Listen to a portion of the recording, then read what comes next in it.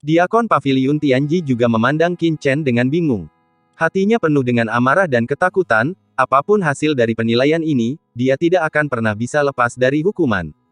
Qin Chen menyingkirkan pedang panjang, dan berkata, baru saja Yang Mulia berkata, di arena kompetisi, secara alami akan ada kecelakaan, hidup dan mati bergantung pada langit, bahkan jika Anda terbunuh, apakah Anda melupakannya? Pada saat ini, seniman bela diri yang tersisa dari dinasti Dajin marah dan langsung datang ke arena, dan memandang cendekiawan di Xing Yi yang terbaring di tanah, dan dia menatap Qin Chen dengan marah. Apakah Anda pemain berikutnya di dinasti Daikin? Diaken Jige tiba-tiba berkata dengan nada dingin, ujian dimulai. Pria ini memiliki rambut coklat pendek, bekas luka di wajahnya, dan cakar emas di tangannya, langsung berubah menjadi dua lampu pelangi keemasan. Menyapu ke arah Qin Chen. Sangat kuat. Melihat bayangan cakar emas akan jatuh, Qin Chen, yang diselimuti oleh bayangan cakar, menghilang dalam sekejap. Saat berikutnya, dia muncul di luar bayangan cakar. Dengan keras, cakar di langit tercurah, percikan api ditembakkan ke segala arah dan pecahan batu beterbangan. Dan semua mata mereka terkejut, karena mereka tidak bisa melihat sosok Qin Chen sama sekali. Dengan satu gerakan, Qin Chen menghancurkan bayangan cakar emas, dan menembak lawan dengan cepat. Serangan ringan Qin Chen membuatnya merasa ketakutan dari lubuk hatinya. Cakar emas di tangannya membentuk bola emas, yang membungkus dirinya di dalamnya. Bola emas itu meledak seperti gelembung sabun yang rapuh dalam sekejap, dan prajurit dinasti Dajin itu mendengus, darah meluap dari sudut mulutnya. Sejak pihak lain datang, bagaimana dia bisa diizinkan pergi? Pedang karat misterius di tangannya berubah menjadi cahaya pedang tak terlihat, dan itu memotong tiba-tiba. Energi pedang tak terlihat, seperti pisau kertas tajam, melintas dari tenggorokan lawan. Saat berikutnya, tenggorokan prajurit dinasti Dajin langsung dipotong, dan darah muncrat darinya seperti air mancur. Memegang lehernya, pemuda dari dinasti emas itu menatap matanya, darah mengalir dari jari-jarinya, dan kemudian seluruh orang itu jatuh, benar-benar kehilangan nafas. Qin Chen tampak seperti iblis dengan dingin pada dua prajurit dinasti Dajin yang tersisa di bawah. Dan sikap Qin Chen benar-benar membuatnya marah, dan salah satu dari dua seniman bela diri dinasti Dajin yang tersisa tiba-tiba meraung dan hendak bergegas ke atas arena. Tapi dia langsung dihentikan oleh pria bertopeng. Dan dia berjalan perlahan menuju ring. Dibandingkan dengan para master dinasti Dajin sebelumnya, aura orang ini jauh lebih kuat. Paviliun Jinyu, Gou Feng dari dinasti Dagan melihat pria bertopeng naik ke atas panggung, dan matanya serius dan berkata dengan penuh semangat. Gou Feng tertawa, jika tebakanku benar, maka kompetisi ini tidak akan menghasilkan apa-apa. Semakin Gou Feng mengatakan ini, semakin banyak keraguan di hati setiap orang. Mata pria bertopeng menjadi dingin, dan berkata dengan dingin, sombong, kamu membunuh kedua muridku dari dinasti Daikin. Hari ini, aku akan membunuhmu. Pedang panjang itu keluar dari sarungnya, dan cahaya pedang tajam redup dan sulit ditemukan, menyebabkan riak tak terlihat di kehampaan, seperti angin kencang menyapu langit, meledak ke arah Qin Chen. Dalam sekejap, semua yang ada di atas ring diselimuti cahaya pedang, seolah akhir akan datang. Cahaya pedang yang tak terhitung jumlahnya tiba-tiba muncul, menghubungkan satu sama lain berlapis di atas satu sama lain, bergegas ke Qin Chen di tengah arena. Qin Chen mengayunkan pedang panjangnya, dan cahaya pedang yang terang berdampak ke segala arah, membelah seluruh cahaya pedang dengan ledakan lin yang panjang. Qin Chen melangkah maju perlahan, dengan ekspresi santai, setiap tebasan pedang akan merobek cahaya pedang Changlin melalui celah yang sangat besar. Kekuatan pria topeng jauh lebih tinggi daripada dua murid utama dinasti Dajin sebelumnya, tetapi tidak dapat melukai pihak lain sama sekali. Pedang panjang di tangan pria bertopeng itu tiba-tiba menyala. Melihat kilatan cahaya di kehampaan secara tiba-tiba, cahaya pedang yang tajam tampak seperti bayangan hantu yang tersembunyi di dalam kehampaan, yang membuat orang tidak dapat menangkap arah sama sekali. Semua orang terkejut, satu persatu menebak identitas pria topeng itu. Ahli pedang jenius terbaik dari dinasti Dagan. Aku belum pernah mendengarnya selama bertahun-tahun. Teknik pedang Sikong darah menjadi lebih menakutkan. Aku takut teknik pedang pembunuh tersembunyi telah mencapai kondisi transformasi. Bocah dari dinasti Dawei dalam bahaya. Orang bertopeng itu sebenarnya Sikong melihat darah. Qin Chen menggelengkan kepalanya diam-diam, Sikong melihat pencapaian kendo darah, bahkan di domain bela diri, itu tidak biasa. Menggunakan niat pedang untuk menggabungkan dengan ruang, tetapi bagaimanapun juga, tingkat kultivasi orang ini terlalu rendah, dan dia tidak mengontrol makna mendalam dari ruang. Yang disebut kombinasi hanya mengambang di permukaan dan perbedaannya terlalu jauh. Kekuatan mental tingkat ketujuh meresap, dan setiap pedang yang dilihat Sikong Darah dengan jelas disajikan dalam pikiran Qin Chen, tanpa hambatan sama sekali. Pedang panjang itu menari, Qin Chen bergerak maju bukannya mundur. Ada bentrokan tajam pisau tajam setiap kali Qin Chen menusuk pedangnya, dia bisa dengan cerdik menahan cahaya pedang darah Sikong.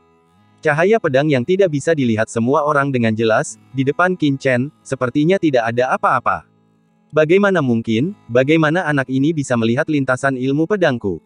Kenapa tidak? Qin Chen, sosoknya yang berdiri di atas ring tiba-tiba menjadi kabur, dan pedang panjang di tangannya tiba-tiba menghilang.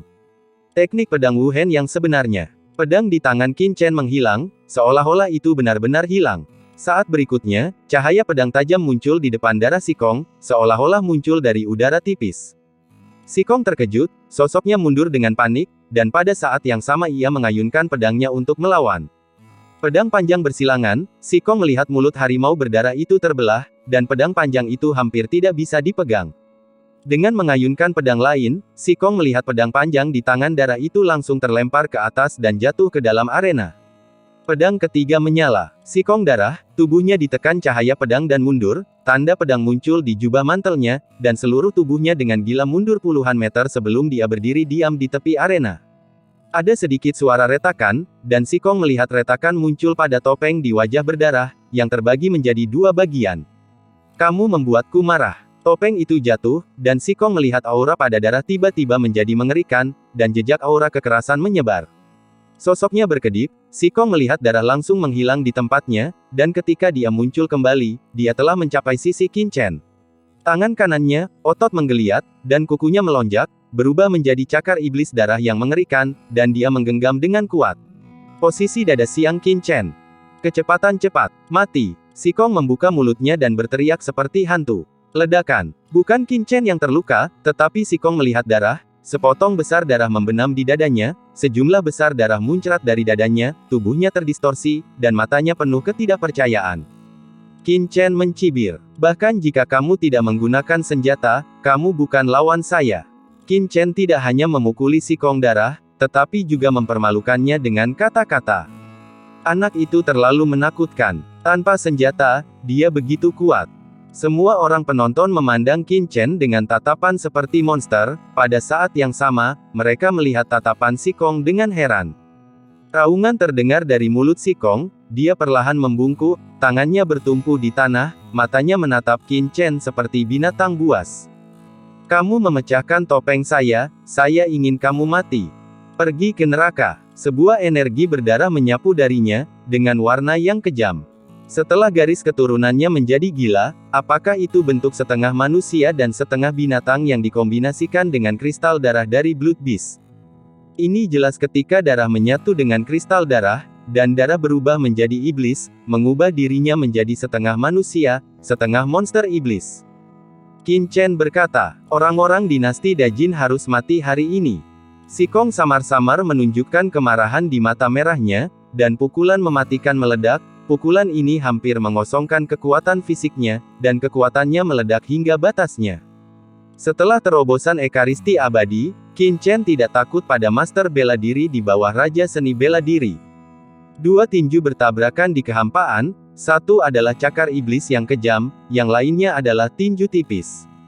Tapi di mana tinju itu lewat, cakar iblis yang kejam itu langsung hancur, dan darah bercampur dengan tulang yang patah dan tersebar di mana-mana. Rasa sakit yang hebat menyebabkan Sikong meraung keras. Qin Chen menghela nafas, dan sosoknya melewati tubuh berdarah Sikong. Kepala Sikong yang berdarah terangkat tinggi. Kehilangan kepalanya, dia berlutut dengan berat, dan kemudian jatuh ke tanah. Pada saat ini semua orang memandang Qin Chen, dan hati mereka tidak bisa tenang. Sikong juga kalah. Apa asal-usul anak ini? Bagaimana bisa seorang jenius yang menakutkan muncul di dinasti Dawei yang kecil? Jika bakat ini kurang dari 20, dia bisa mengalahkan Sikong melihat darah di tahap akhir tahap ke-6, siapa lagi yang bisa menghentikannya? Meskipun hanya 3 murid dinasti Dawei yang berkuasa, mereka benar-benar menggunakan kekuatan mereka untuk membuktikan keberadaan mereka. Paviliun Jinyu. Wajah Gou Feng pucat. Apakah Anda ingin terus menantang? Melihat ke bawah, Qin Chen berkata lagi, satu-satunya murid dinasti Dajin yang tidak berbicara untuk waktu yang lama. Aku mundur. Prajurit dinasti Dajin tidak memiliki keberanian untuk terus menantang, jadi dia memilih untuk mundur. Dia menoleh ke Diaken Jige dan berkata dengan dingin, Yang Mulia bisa mengumumkan hasilnya. Baru kemudian Diaken Paviliun Tianji kembali ke akal sehatnya, dinasti Dawei telah menang, jika ada pemain yang mau menantang. Kamu bisa naik ke atas panggung. Siapa lagi yang siap menantangku? Qin Chen berkata. Qin Chen menoleh untuk melihat 4 kekuatan lainnya yang belum ditantang. Sebuah kekuatan segera muncul. Saat ini, masih ada kekuatan yang berani menantang dinasti perkasa. Apakah mereka tidak takut mati? Tanpa diduga, kekuatan menyerah kepada Qin Chen dan berkata, pada pertandingan berikutnya, dinasti Dafei akan memimpin tim. Dalam kompetisi ini, dinasti Dafei menyerah. Yang mengejutkan semua orang, 4 dinasti yang tersisa tidak memilih untuk menantang, melainkan menundukkan tangan mereka ke Qin Chen dan berbalik dan meninggalkan area kompetisi. Setelah menyaksikan kontes antara dinasti Dawei dan dinasti Dajin, mereka semua dengan jelas menyadari bahwa untuk mendapatkan kuota dinasti tengah, dinasti teratas telah mengirimkan prajurit inti. Karena dinasti Dajin dapat mengirim sikong darah, 4 kekuatan yang tersisa, termasuk dinasti Dahan, pasti menyembunyikan tuan lainnya secara rahasia. Setelah menonton kompetisi sebelumnya, dengan kekuatan mereka, bahkan jika mereka berlima bersama, mereka mungkin bukan lawan Qin Chen sendirian, jadi mengapa repot-repot mencari jalan buntu? Untuk sementara waktu, hanya Qin Chen dan 5 dinasti lainnya yang tersisa di atas arena, dan semua kekuatan lainnya memilih untuk mundur. Melihat tidak ada yang datang untuk menantang, Qin Chen menatap Diaken dari Paviliun Tianji. Diaken Jige tidak menyangka dinasti Dawei benar-benar akan menempati arena, tetapi akhirnya dia mengumumkan hasilnya. Qin Chen langsung memenggal kepala 3 jenius di antara 5 pemain dinasti Dagan, dan bahkan sikong darah mati di tangannya. Kali ini mereka menyinggung dinasti Dagan dengan sangat kejam. Diperkirakan tidak lama lagi dinasti Dagan akan melakukan balasan. Sedikit debu, ayo pergi dari sini dulu. Setelah Qin Chen dan yang lainnya kembali, Liu Tai segera berbicara. Beberapa orang yang membunuh dinasti Dajin saya ingin pergi begitu cepat, bagaimana bisa ada hal yang begitu murah? Sebelum Qin Chen keluar dari area arena pusat, suara dingin terdengar, dan kemudian beberapa pria kuat dengan ekspresi suram datang. Pemimpinnya adalah seorang pria berkulit gelap dengan wajah kurus, sepasang mata segitiga sangat mirip elang, dan tubuhnya memancarkan nafas dingin. Dialah yang berbicara sebelumnya, menatap Qin Chen dan kelompoknya dengan mata dingin. Niat membunuh yang kuat berkembang di tubuhnya, semua prajurit dalam jarak 10 kaki dari orang ini merasa kesulitan bernapas, dan seluruh tubuh menjadi dingin. Diikuti oleh 2 pria parubaya dengan ekspresi suram, aura di tubuh mereka sama-sama menakutkan, yang membuat orang tidak berani menatapnya. Mereka jelas juga Raja Bela Diri di awal tahap ke-7. 3 Raja Bela Diri tingkat 7 yang kuat, memblokir jalan Qin Chen. Ini, Yuan Hengkong, dikabarkan bahwa Raja Bela Diri tingkat menengah tingkat 7 yang baru dipromosikan dari dinasti Daikin. Dinasti Dawei akan sial, sayang, betapa mudahnya merebut kuota dinasti Dagan. Terlebih lagi, mereka juga membunuh 3 jenius dinasti Dagan. Aneh kalau dinasti Dagan tidak marah. Melihat penampilan Yuan Hengkong, ekspresi Liu Tai berubah, dan dia berdiri di depan Qin Chen untuk pertama kalinya, karena takut pihak lain tiba-tiba akan bergerak. Dinasti Dawei-mu membunuh murid dinasti Dajinku. Kau ingin pergi tanpa memberiku penjelasan. Niat membunuh Yuan Hengkong melonjak seperti lautan, melangkah maju.